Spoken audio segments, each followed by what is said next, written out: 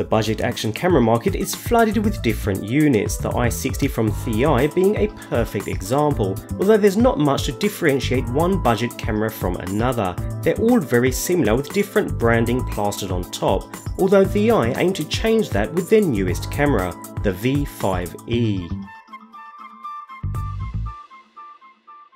On the face of it, the V5e by ThiEYE seems like any other action camera, with video capture at 2.3K resolution, 16 megapixel photo capture, a built-in screen and wireless capabilities, as well as that typical action cam large field of view. So what makes the V5e any different? Simple, the lens.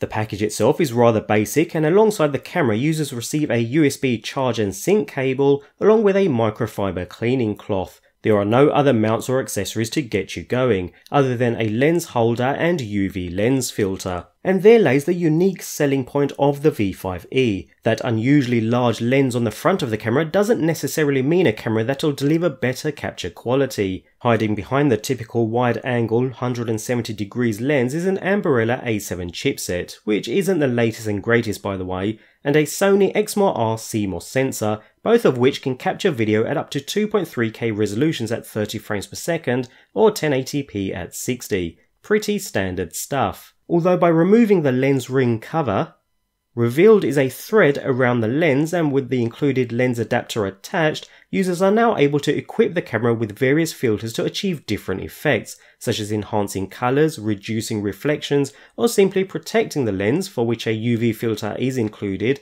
meaning you can capture action or images under more difficult conditions. Don't get me wrong, it's nothing that hasn't been done before with the GoPro for example, and with extra filters and attachments. But with the V5e, it's an all-in-one solution right out of the box. Otherwise, the camera itself is pretty standard, with a power and shutter button on the silver front alongside some branding, a shutter button on the top of the camera, microphone and status LED, directional control and wireless buttons on one side along with another status LED, and a flap on the opposite side that opens to reveal the typical micro USB, HDMI and memory card ports. On the rear is a 2-inch LCD screen, larger than the previous versions, which helps with framing shots and changing camera settings, although it isn't touch sensitive.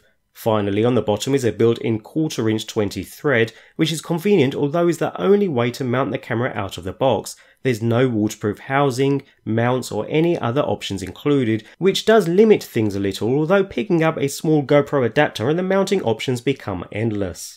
Also on the bottom is a sliding door which opens to reveal the 1180 mAh battery. Thankfully it's removable, so it can be removed and swapped out for those longer shooting sessions.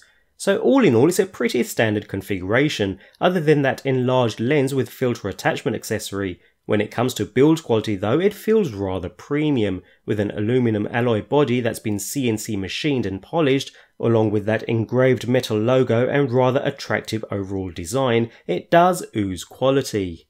With a tap on the power button, the camera comes to life relatively quickly, ready to shoot the action. The LCD display is well sized, although it's not the brightest and certainly not the sharpest I've seen, but enough to easily line up your shot and get the job done.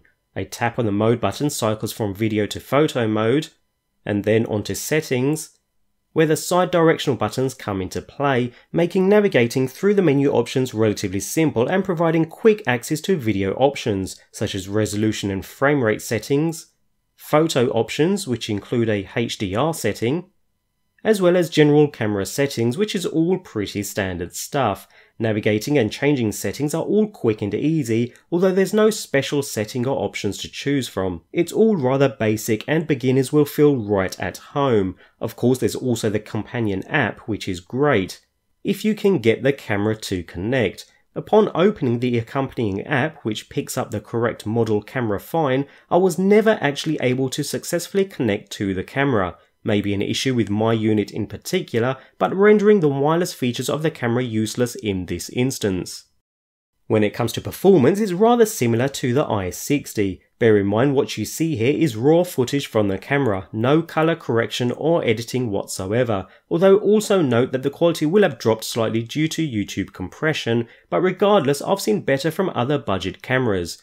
Details are relatively sharp and colours are relatively vivid, albeit a little softer than I'd like, and things can appear a little mushy at times, such as leaves on distant trees. Of course, the standout feature of the camera is the interchangeable filters. Whacking on an ND or polarizer should make for some rather nice effects, although unfortunately these aren't included in the package. Image quality is also just like video. Some details are maintained and you can produce decent images, but again it seems like the focal point is a little off. Saying that, the various image modes work as they should, although being as small as the action cameras are, it's a little difficult to keep the camera so still if hand holding.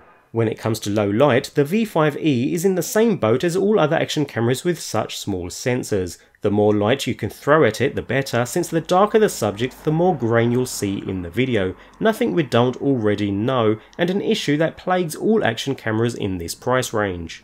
As it stands though, the V5e is a standard budget action camera. Nothing seems to stand out and wow me when it comes to the camera itself. The build quality is rather good though, and it feels solid in the hand. In short, on paper the V5e certainly grabbed my attention and promised to deliver a variety of options at a budget level price point.